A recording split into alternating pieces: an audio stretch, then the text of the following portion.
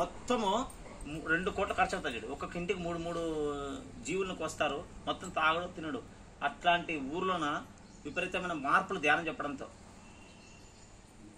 అక్కడ ఆ ఊర్లో ఒక పిరమిడ్, అద్భుతమైన పిరమిడ్ నిర్మాణం చేశాము. ఆ ఊరికి వెళ్ళండి. ఆ ఊర్లో చాలా మంది ఇప్పుడు కిడ్నీ, ఒక ఆమెకి నీలమ్మ అని కిడ్నీలో ప్రాబ్లమ్స్ అనమాట, కిడ్నీలు ఫెయిల్ అయ్యని చెప్పారు డాక్టర్లు. హైదరాబాద్ ఎక్కడంటే బెంగళూరు అక్కడ తీసుకెళ్లారు. ఆమె లాస్ట్కి అమ్మా నువ్వు ఇంకా ఇంటికి వెళ్ళిపోమ్మా, నువ్వు బ్రతకవు అని చెప్పారన్నమాట.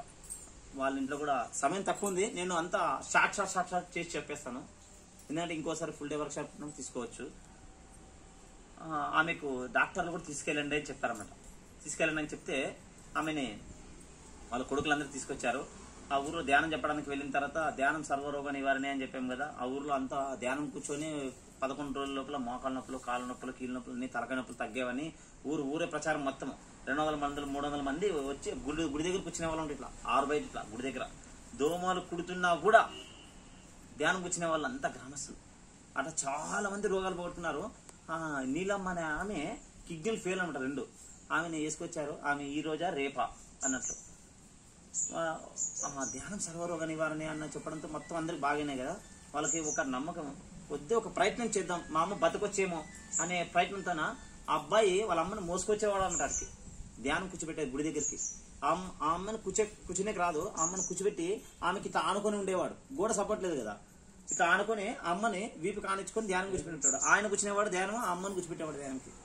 ఇట్లాగా విపరీతమైన ధ్యానం చేసేవాళ్ళు. రోజు ఒక గంట సేపు ధ్యానం చేసి ఇంట్లో కూడా ధ్యానం చేసేవాడు. ఆమె జ్యూస్ పోస్తే కూడా ఆమె శరీరంలో పోదు, తిండి కూడా మానేసింది. టాబ్లెట్లు మింగి మింగి మింగి మింగి శరీరము విసిగి వేసారిపోయింది స్వామి. అట్లాంటి పరిస్థితి ఆమెకి. ఆ ధ్యానం ద్వారా రోజు రోజు మార్పులు వచ్చింది. వాళ్ళ కొడుకు నాగరాజు పేరు. నాగరాజ నాకు కొద్దిగా ఏమన్నా తాగాలనిపిస్తుంది నాగరాజ అంటే జ్యూస్ పోసారన్నమాట. అప్పుడు ఆమెకి కొద్దిగా తాగాలనిపించింది. వాళ్ళ ఇంట్లో కొద్దిగా వాళ్ళ కొడుకు నమ్మకం వచ్చింది. ధ్యానం సర్వరోగ నివారణ అన్నాం కదా, కొద్దిగా నమ్మకం వచ్చింది అనమాట. కొన్ని రోజులకి 40 రోజుల లోపల నాగరాజా నాకేమన్నా తినాలనిపిస్తుంది అని చెప్తే ఇడ్లీ తెచ్చిపెట్టేవాళ్ళు అంట. ఇడ్లీ తెచ్చిపెట్టేవాళ్ళు. అట్లా రోజు మార్పులు. 41 డేస్ లోపల ఆమె లేచి తిరిగాడుతుంది. ఎంత అద్భుతమైన మిరాకిల్స్ చేస్తారు. ఊరికే తెలుస్తుంది నీలమ్మ చనిపోతుందని.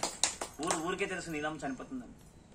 అట్లాంటిది ఈ రోజు నీలమ్మ బ్రతికి చేరిపోనిపోతుంది పొలం పనికి. పిరమిడ్ దగ్గర ఎవరైనా వస్తే అన్నపూర్ణదేవి లాగా వంట వండి పెడుతుంది.